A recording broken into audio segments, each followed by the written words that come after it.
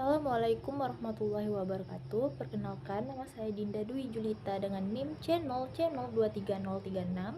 Di sini saya akan mempresentasikan materi tentang hukum perlindungan konsumen, yang mana dosen pengampunya yaitu Bapak Dr. Wirmi Eka Putra, SE, MSI.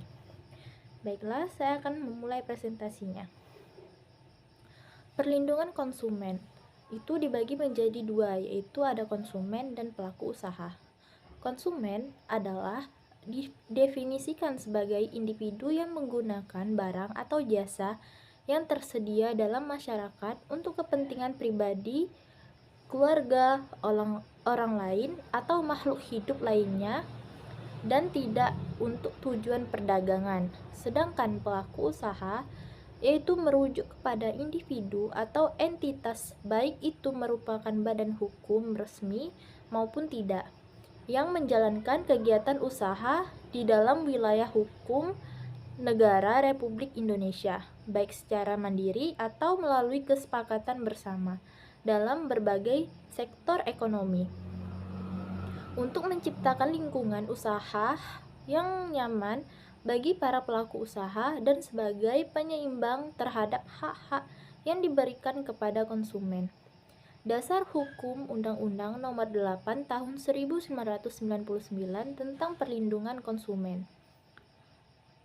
Undang-Undang Nomor 8 Tahun 1999 Pasal 2 tentang asas-asas dalam hukum perlindungan konsumen. Yang pertama ada asas manfaat, yaitu mengamanatkan bahwa segala upaya dalam penyelenggaraan perlindungan konsumen harus memberikan manfaat sebesar-besarnya bagi kepentingan konsumen dan pelaku usaha secara keseluruhan. 2.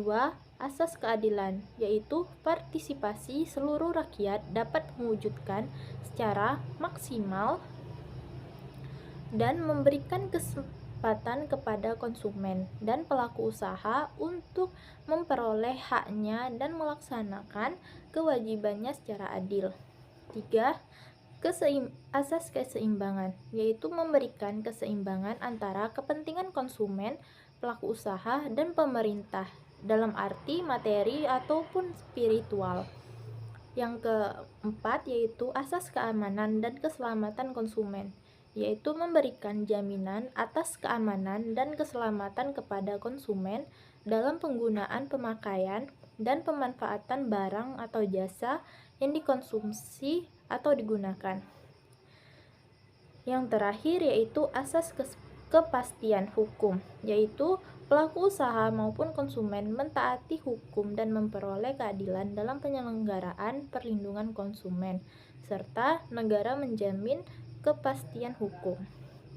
Selanjutnya yaitu Undang-Undang Nomor 8 Tahun 1999 Pasal 2 tentang tujuan dalam hukum perlindungan konsumen. 1. Menyeimbangkan serta membangun pemberdayaan konsumen dengan mengangkat harkat dan martabat konsumen melalui cara meminimalisir efek dan akses negatif pemakaian barang dan jasa. 2. Meningkatkan kesadaran pelaku usaha agar bersikap wajar, jujur, serta bertanggung jawab, serta menyediakan barang atau jasa yang berkualitas. 3. Menciptakan kerangka dan sistem perlindungan konsumen yang mengandung unsur kepastian hukum, kebebasan informasi, serta akses memperoleh informasi. Yang terakhir yaitu pembinaan dan pengawasan penyelenggaraan perlindungan konsumen dalam pelaksanaannya didukung oleh seluruh komponen masyarakat perlindungan konsumen termasuk oleh lembaga perlindungan konsumen. Hak dan kewajiban konsumen. Hak konsumen adalah 1. Mendapatkan kenyamanan, keamanan, keselamatan dalam mengkonsumsi barang. 2. Hak untuk memilih barang. 3. Hak atas informasi yang benar. 4. Hak untuk didengar keluhannya. 5. Hak untuk mendapat advokasi. 6. Hak mendapatkan pembinaan dan pendidikan. Dan yang terakhir yaitu hak mendapatkan ganti kerugian. Kewajiban dari konsumen yaitu 1. Mengikuti petunjuk informasi dan prosedur pemakaian. 2. Beritikat baik dalam melakukan transaksi. 3. Membayar kesepakatan. 4. Mengikuti upaya penyelesaian hukum. Hak dan kewajiban pelaku usaha. 1. Hak untuk menerima pembayaran sesuai dengan kesepakatan mengenai kondisi dan nilai tukar barang atau jasa yang diperdagangkan. 2. Hak untuk mendapat perlindungan hukum dari tindakan konsumen yang beritikat tidak baik. 3.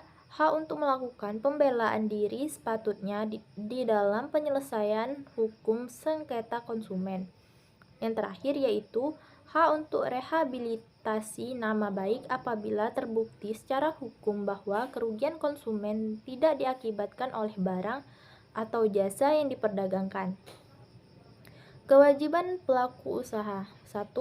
Beritikat baik dalam melakukan kegiatan usahanya. 2. Memberikan informasi yang benar, jelas, dan jujur mengenai kondisi jaminan barang atau jasa, serta memberi penjelasan penggunaan, perbaikan, dan pemeliharaan.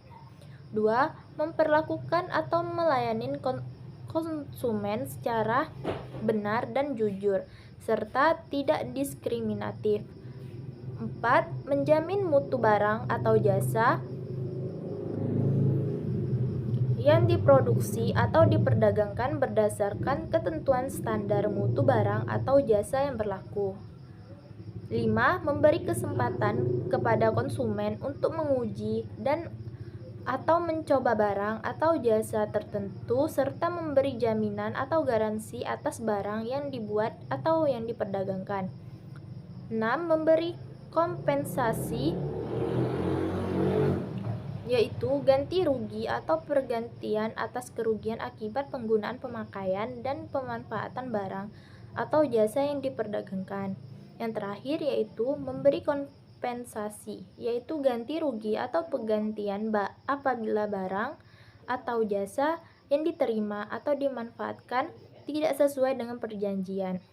Kesimpulannya yaitu perlindungan konsumen dalam era globalisasi ekonomi dan kompleksitas pasar yang semakin meningkat.